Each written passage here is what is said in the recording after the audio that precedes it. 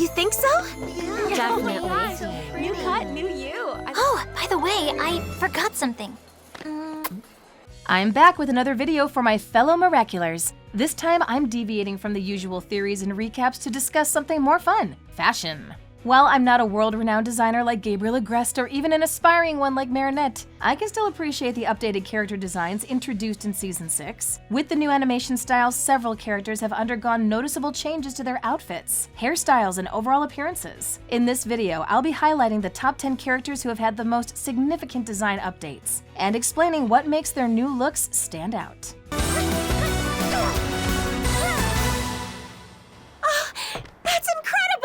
You're incredible. Number 10, Felix. When designing Felix, it seems like the creative team remained inspired by the original Miraculous PV that inspired it all, in which Felix donned the cat Miraculous and gallivanted around Paris to win Ladybug's heart. While that version of the story never made it off the ground, Felix certainly did, albeit as a much more demure and cynical character than his cousin. His original long-sleeved dress shirt, vest, and black tie matched his stuffy personality, making him look put together yet unapproachable at the same time. It also made him look bland, so he failed to stand out among the other characters, aside from playing a pivotal role in plot-driven episodes. I'm glad to see that his design has changed a little. It's begrudgingly slow progress, but progress nonetheless. In the intro for the season, we see Felix standing on the outskirts of the team with Kagami. Although he's turned away from the rest, his eyes remain fixed on them, meaning they have his full attention, if not his camaraderie. He still wears the same outfit as in previous seasons, but he's rolled up his sleeves and abandoned the tie,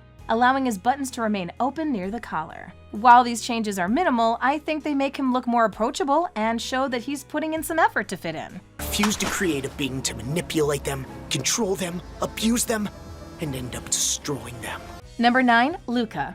I'm curious to know why Luca made notable changes to his daily attire. He's yet to make his debut in the season, yet the outro sequence gives us a clear shot of his new outfit. While he's still maintaining his dyed hair and his denim jacket, he's abandoned the merch he once wore for his favorite artist, Jagged Stone. In previous seasons, he wore a t-shirt for the singer and colorful sneakers tagged with drawings and stickers. These were touches to his design that spoke to his personality and creative spirit, but they're absent in his new design. Instead, he wears a plain shirt and brown boots. It's a modest change and makes him seem more mature, perhaps as a nod to his recent training with Suhan. From what we've seen of the Guardians, they give up most of their possessions when they join the Order. Luca may be setting aside some of his former passions in exchange for further training. There's also the additional strain of knowing that Jagged Stone is his biological father, and that they're still working on mending that relationship. Luca briefly lived with him during the 5th season, and their extended time together may have brought up some old growing pains, reflecting his new style.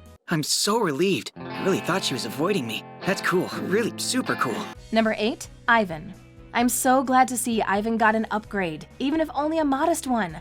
I was never the biggest fan of his oversized skull shirt and khaki shorts combo, so I'm happy to see him trying something different. The fact that he's still wearing cargo pants tells me it's a personal choice and not a coincidence. And I want to know what he keeps in such heavy-duty pockets. It's also nice that he's not deviating from his mainly black color scheme. Like Julika, he knows what works for him and doesn't need to change it. The entire outfit looks excellent with the Ox Miraculous, and it also looks like he's starting to grow out his hair, which he's tactfully hidden beneath that new hat. He used to have a bleached streak down the center, and I have a feeling he's letting that grow out to return to his natural color beneath. Maybe we'll see a new hair color on him soon, like his fellow bandmates in Kitty Section. Ivan, what is going on? It's Kim! Oh, I'm so gonna get... Ivan, go to the principal's office. Number 7, Sabrina.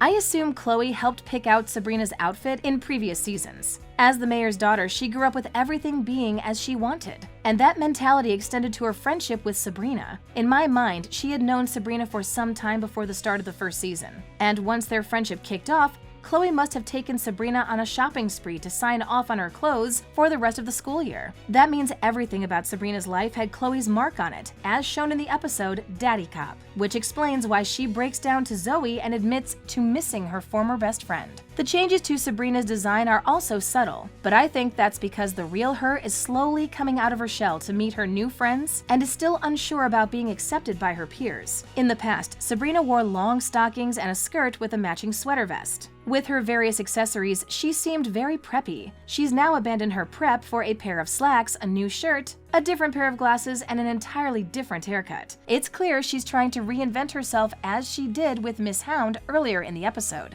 And as long as she's more confident and comfortable, that's all I care about when it comes to her new design. Wow, your new look is awesome! Number 6, Nathaniel.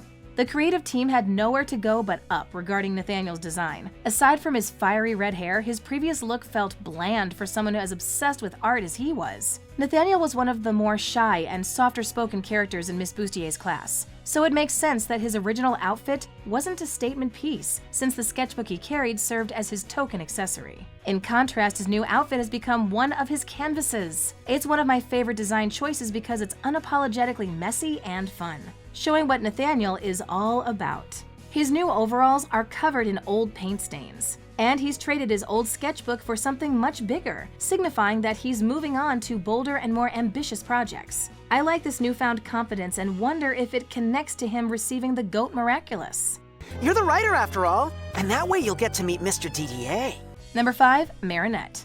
As the resident fashion designer, I wouldn't be surprised if Marinette helped create most of the new outfits her friends wear throughout the season. However, we can be certain she made her outfit because it features her favorite colors and patterns in the designs. These small touches are why I love Marinette's design, but I'll give you a few more.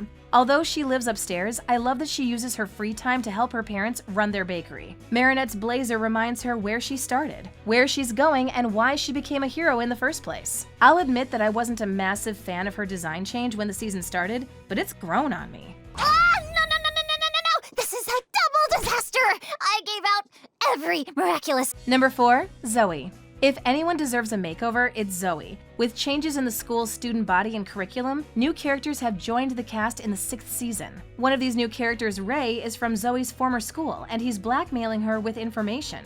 While her friends don't know about this yet, I hope they take her out for a shopping spree once the situation is dealt with so she can stock up on more leather jackets, yellow skirts, and hair dye. Zoe's new look is so unique and beautifully put together. Her Miraculous blends so well with her outfit that I didn't recognize it the first time I watched the new season. The nice thing about the digital world is that nothing ever disappears. Just like who you were back in NYC. Number 3, Milan. I've always loved Milan's colorful and eco-friendly design. She always seemed 1 second away from helping an animal in need or planting in her garden, which was reflected in her former outfit. With a headband holding back her hair, a shirt with a dove decal, and a jacket with buttons across the lapels, she advocates for what she believes in, and I've always admired that about her. She's abandoned her former green jacket in favor for overalls, which also have the dove decal on the front. The overalls allow her to carry more buttons for issues she's passionate about, which she wears proudly around Paris. She also has socks that don't match, a relatable detail I find particularly endearing. Yet the most significant change must be her hair, as she's abandoned the former style in favor of long blonde hair tied into a swooping ponytail. That'll be so much better than the sugary soda we had last time. I found the DVD for Misumi Yuki's movie, Lone Tigress and Cub. Number 2, Julika.